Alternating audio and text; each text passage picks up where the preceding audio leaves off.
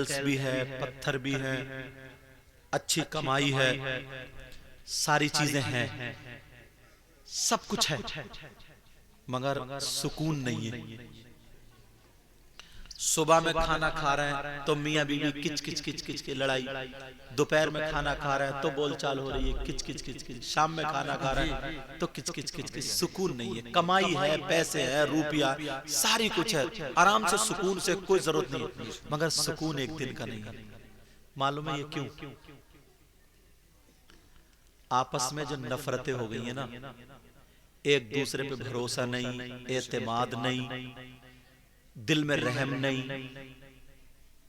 अल्लाह के रास्ते से दूरी, रसूलुल्लाह से मोहब्बत में कमी, ये बात। बीबी सब कुछ अपने शौहर पर कुर्बान कर दे, उसके अलावा कुछ नहीं, तो उसके घर में कभी लड़ाई नहीं। शौहर अपने आप से ज्यादा बीबी पे भरोसा और एतमाद करे, उसके घर में लड़ाई नहीं। आधी रोटी खाओ, एक रोटी खाओ, दाल से खाओ, चटनी से खाओ, मगर सुकून से खाओ ना यार, वो जिंदगी अलग है। बेशक मेरी बहनें अगर सुन रही हो पर्दे की आड़ से, तो वो भी इस बात पे ख्याल रखें। बेशक देखो, तुम्हें भी गुस्सा आता है, उसे भी गुस्सा आता होगा, तो अगर उसको देख रहे हैं ना, हम मिजाज देख लें कि हाँ कोई ना कोई इसके दिल को बात लग गई, थोड़ी देर खामोश हो जाओ, टल के बाहर चले जाओ, या इस अंदाज से डील कर लो। वो भी तो यार अपनी माँ को छोड़ के आई है, बाप को छोड़ के आई है, भाई को छोड़ के आई है, सब कुछ को छोड़ के आई है। बोलो आइए नहीं आई, सब कुछ छोड़ के आई है। किसकी खातिर? तुम्हारी खातिर आई है। अल्लाह ना करे कोई भाई शराब पी के आके गाली बकना शुरू कर दे, मारना। अच्छा, इसको इंसानियत कहेंगे क्या? तुम खुद बोलो, इसको इंसानियत कहेंगे? नहीं कहेंगे। माओ को पता नहीं क्या हो गया, मैं अपनी माओ से भी कहूंगा, अगर बेटा बीबी की एक दो बातें मान ले तो पूरे मोहल्ले में उड़ा देती है। वो तो जोरू का गुलाम है, वो तो बीबी का गुलाम है, ये माए उड़ा देती है, समझे कि वो उसका गुलाम। अरे तो तुम शादी करके क्यों लाई हुई? दूसरे की बेटी से तुमने उसके बाप को छुड़ा दिया, माँ को छुड़ा दिया, भाई बहन को छुड़ा दिया, किसकी खातिर छुड़ाया? सोचने की बात। और मेरी बहनें भी समझे इस बात को कि औरतों पर सबसे ज्यादा हक ना उसकी माँ का है, ना बाप का है, ना भाई का है, ना बहन का, सबसे ज्यादा हक उसके शौहर का है। अगर शौहर कहे यही रहना तो रात भर यही रहना। हदीस शरीफ में आता है, इस्लामी तरीका यह है कि शौहर की इजाजत के बगैर बीवी को घर से कदम निकालना जायज नहीं। ये मेकअप जो हमारी आपकी बहन बेटियां करती है, तुम्हारी बहन बेटियां तो हमारी जो मेकअप करती हैं, मेकअप जो होता है, ये मेकअप मालूम है जायज भी और नाजायज भी। जायज किसके लिए? शौहर के लिए, ताकि उसका ईमान मजबूत रहे, ताकि उसे मोहब्बत रहे, ताकि दुनिया में सबसे अच्छी उसकी नजर में उसी की बीबी हो। इसलिए इस्लाम ने मेकअप जायज, अच्छे कपड़े शौहर के सामने पहने, मेकअप करे, समझे, सुरमा लगाए, मेहंदी लगाए, बाल काटे, ये सब शौहर के लिए। मगर कहाँ उल्टा है, घर में तो सड़क भी घूमती रहे, हाँ कपड़े बदले बदले पहने, और जैसे मार्केट में गई ला क्रीम, ला पाउडर, ला आटा और ला यू, और शादी में गई तो ये चुटिया खड़ी है, और वो बड़े बड़े पार्लर, बड़े बड़े पलाजो, और बात तो दोबारा लपेटे फिर रही है, पूरा शामियाना इतना बड़ा। ये किसको दिखाने के लिए? गैरों को। ये नाजायज और हराम, ये नाजायज और पहले पता चलता था कि कौन काला कौन गोरा, अब तो पता ही नहीं चलता कौन काली है कौन गोरी है। आधा घंटा पहले काली थी, आधे घंटे के बाद पता नहीं कौन कौन सा आटा लगाया और सभी गोरी है। अब तो बच्चे ढूंढते फिर अम्मी अम्मी, टांगों में बच्चों को अम्मी नहीं मिल रही है यार।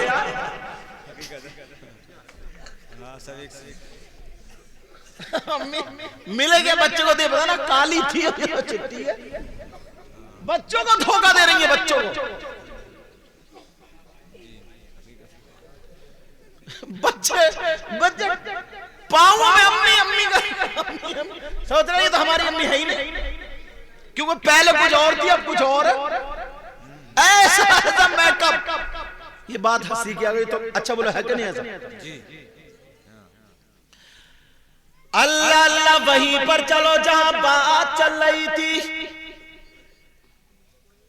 तो बीबी अपने शौहर का कहना माने, मगर कई कई जन्म दिया, तुम्हारी गिलाजत हुई है, नाक थूक तुम्हारा साफ किया, उस माँ के तुम उसने अपना खून पिलाया दूध की शक्ल में, उस माँ के तुम पांव नहीं दबा सकते।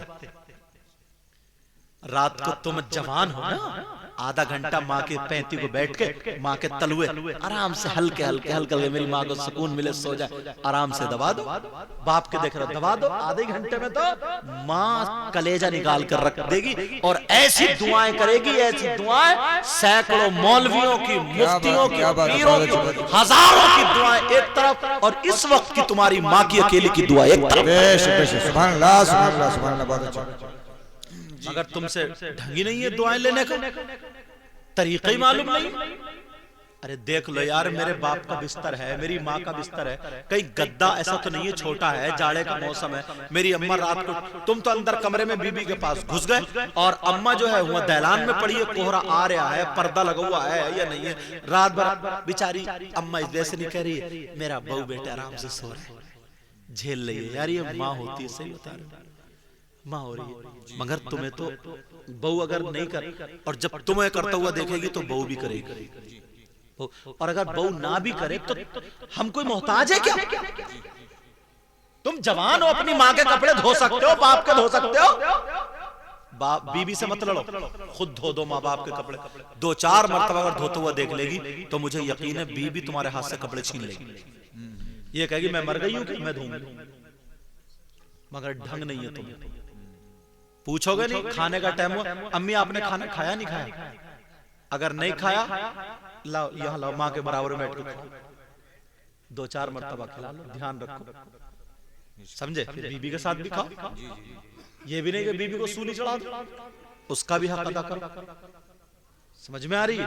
मगर करने वाला कर सकता है। एक तरफा अगर पहलू लेके चलोगे, एक तरफा, तो तुम्हारे दिल को सुकून नहीं मिल सकता।